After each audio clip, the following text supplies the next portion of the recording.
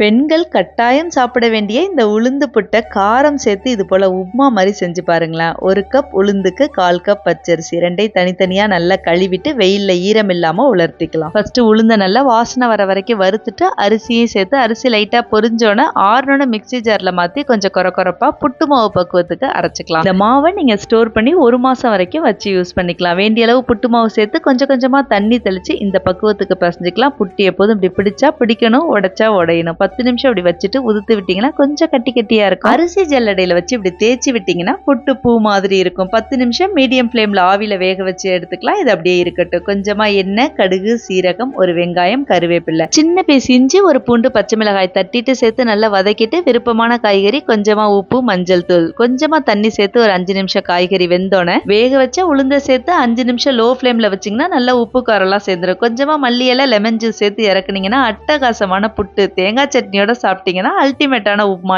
Try பண்ணி பாருங்க.